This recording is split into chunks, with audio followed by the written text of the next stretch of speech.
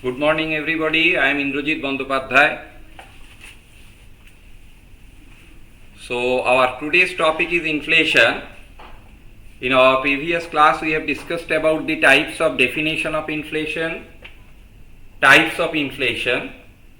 So we have discussed that according to speed there are several types, and according to characters there are two types: demand pull inflation and cost push inflation. Now we have to understand that whether inflation is harmful or it is beneficial. So let me draw a flow chart. Through that flow chart we can understand that whether it is beneficial or it is harmful. If it is beneficial, then that is fine, so we don't have to take care on that much. But if it is harmful, then we means the administration of our country has to take care of it, because the government should have some policies to curb it down, to reduce it.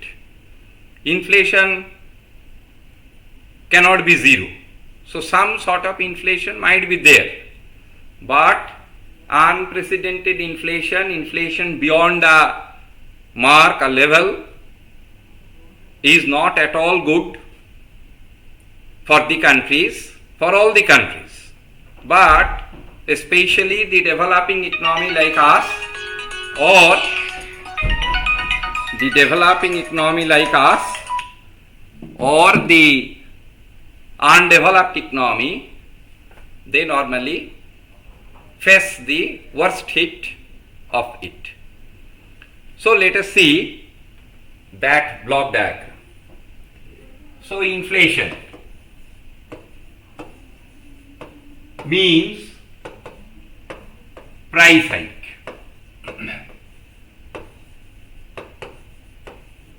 So since it's a price hike, so that means it creates some boost in the mind of the supplier, because now if the supplier can supply, so they will get more revenue from the market because per unit price is increased. So that means the price hike leads to the boost in the production. So increase in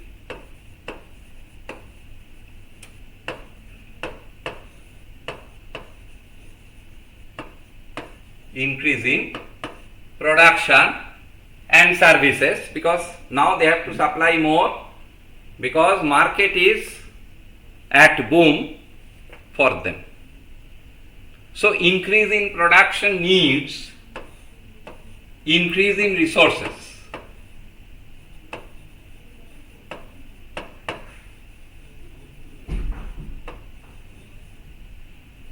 So there are four basic ingredients of production according to economics: land, labor, capital and organization. So the producer needs all these four basic factors of production resources for boosting up the entire production process. Once the production process is boosted up, then he or she can supply more in the market in order to get the revenue. So that means increase in resources is required, including the capital. And once the resource is increased, resource involves labor also. That means you understand that the employment is generated because more labor is required. That means the unemployment problem, which is a basic problem of the developing economy, can be eradicated to some extent. So that means capital and labor force, those two things basically are required more. Now once the resources are required, so the derived demand, that means the demand in the factor market, that is also increased. So derived demand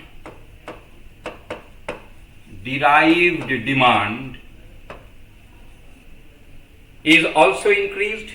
Derived demand means demand in the factor market, demand of the skilled labor, demand of land, demand of the right sources from where the capital can be acquired. So those things are also increased. So overall, there is a good environment in terms of business. We call it business boom. That means we see that inflation can make a business boom. So apparently it is not at all harmful. But you see, for the developing economy, the problem is lying over here. For the developing economy, the problem is lying over here. That means we don't have all the resources available with us. We are not self-dependent. That's why the Atmanirbhar Bharat campaign has to be started for being self-reliant. So we have to import things from the other countries, and those are, the heavy infrastructural things, main components of some bodies.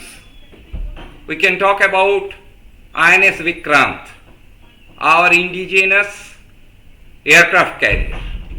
But most of the parts of INS Vikrant, we have to import it from different friendly countries. Similarly, while doing the developmental works, some infrastructural things, heavy machineries, heavy engineering things, we are not sufficiently manufactured within our soil. So that is our problem. That means we are capital scarce country, which is one of the most measurable parameter of a developing economy. So we have a lack in the capital. Second thing, for doing a business boom, skilled labor force is required. So skilled labor means educated labor, knowledgeable labor, and who has acquired skill and experience. But the thing is that since our educational system is poor, because we are developing, we are trying to be developed, but still we are developing. So that's why we have the dearth of skilled labor force too.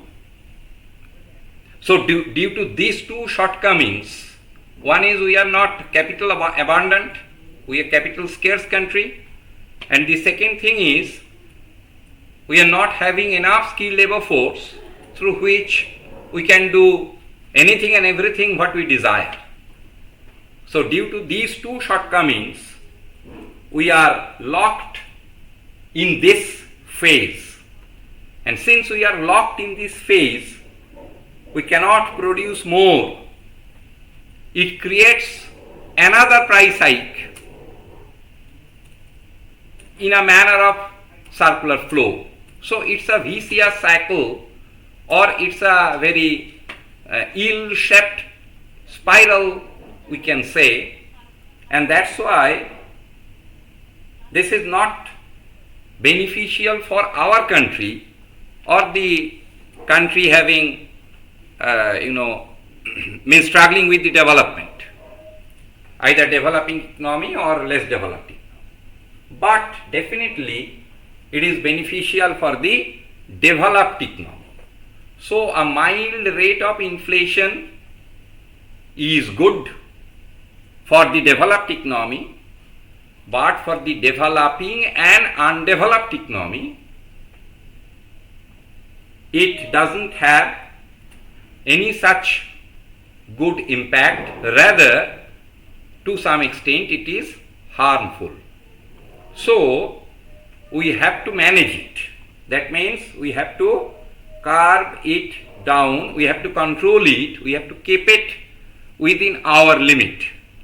We cannot let it go beyond a certain limit where the entire society, entire country will start suffering. That's why the country's administrator, the government, and the other financial regulatory authorities, they have their own weapons for calming it down to control it. So we have to study that also. So now I am showing you different curbing policies through which inflation can be managed, can be reduced. So those are called inflation reducing policies.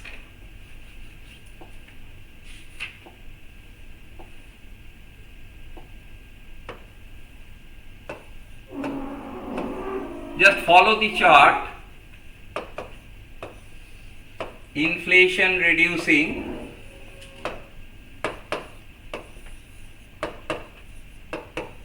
policies.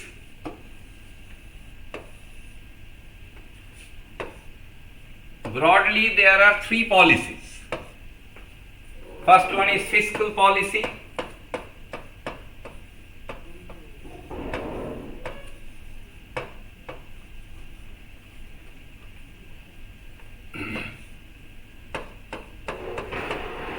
Monetary policy.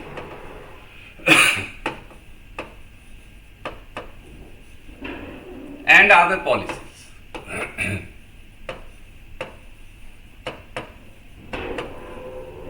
Under fiscal policy, there are two different types.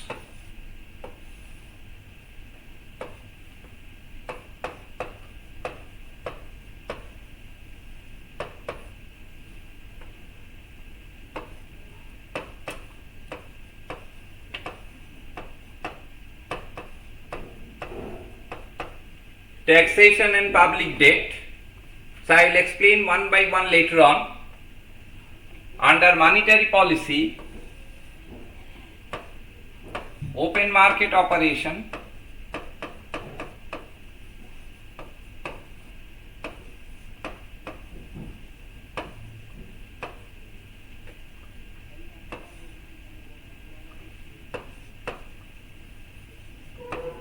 change in bank rate,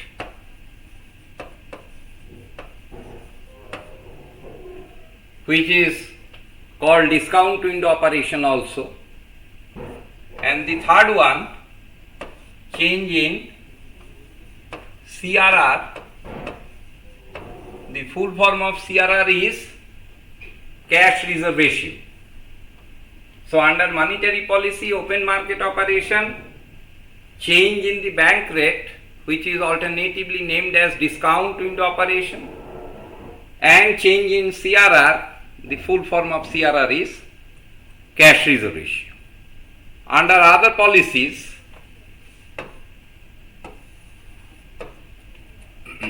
administered pricing,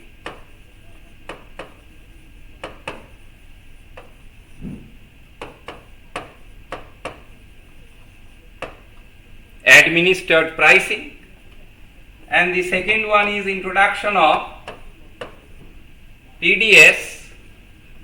The full form of PDS is public distribution system. So these are the different policies through which we can curb down, reduce the inflation to some extent. So let me introduce the policies one by one. So I will first discuss about the fiscal policy, then if my time permits, I will go to other policies, and at last I will come back to the monetary policies. So under fiscal policy, now the first thing is, what is the meaning of fiscal? F-I-S-C-A-L. What is the meaning of fiscal? So the word comes from fisc.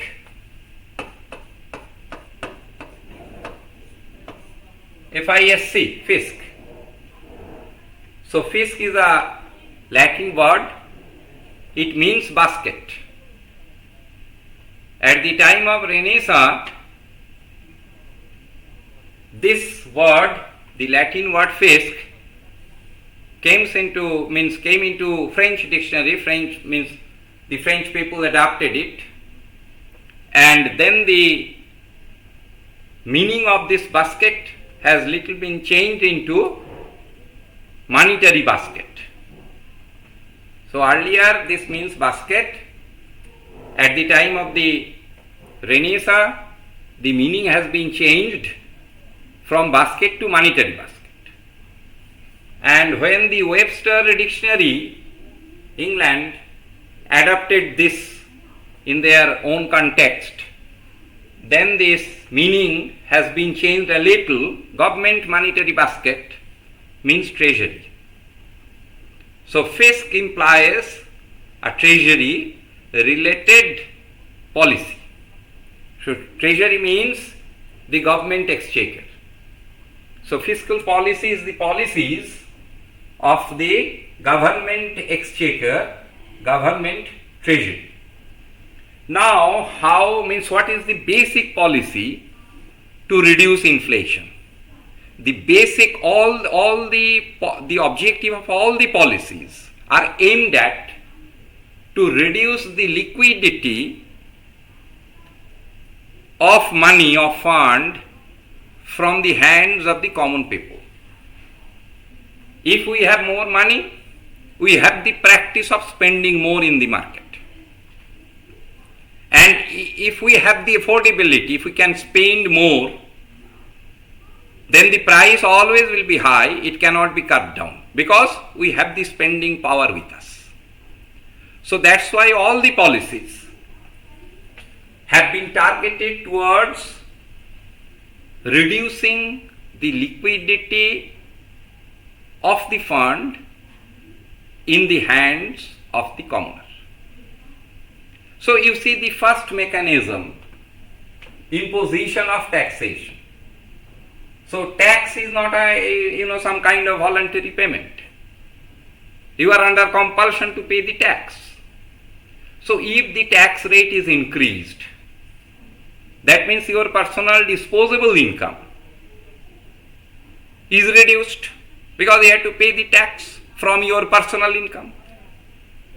So this is how directly your entire purchasing power is being reduced by imposing more tax on it, whether it is a direct tax or it is an indirect tax. Direct tax will be directly borne by the person on which the tax is imposed. Indirect tax sometimes can be shifted, but the responsibility will be borne by the person on which the indirect tax is imposed. So for the direct tax, incidence and impact both are same, because the process of transferring is nil.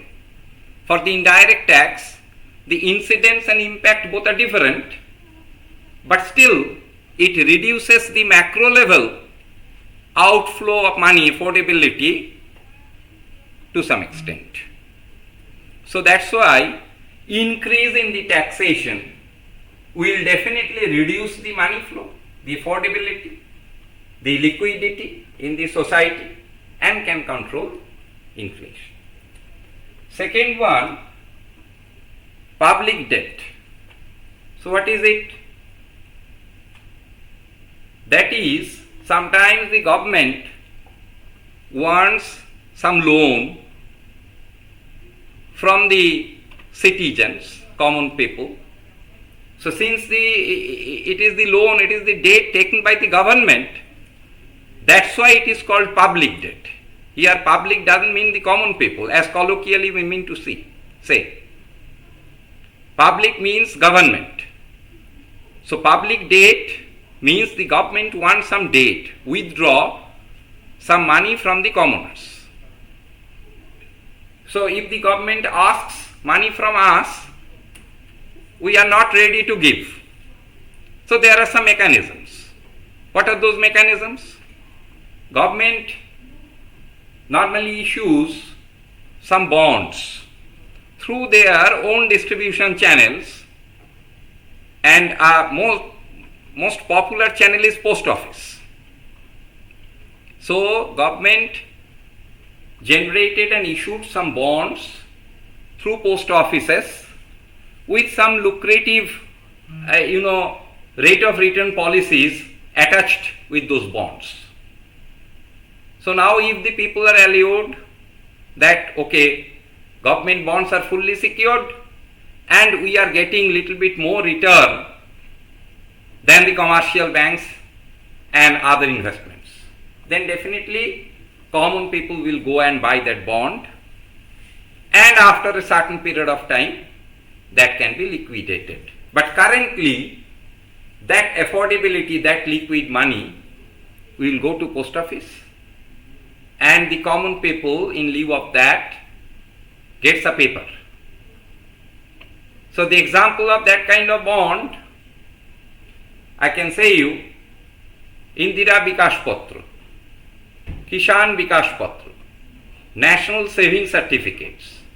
Those are the popular examples of the government bonds through which the government can withdraw some fund or money from the market. So those are basically the ingredients of the fiscal policy. That means directly the government plays into the role for withdrawing the money from the market.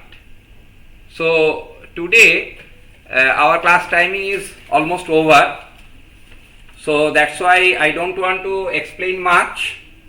Other two things are still remaining, so we'll discuss it later on in our next meetings. Thank you so much. Have a good day.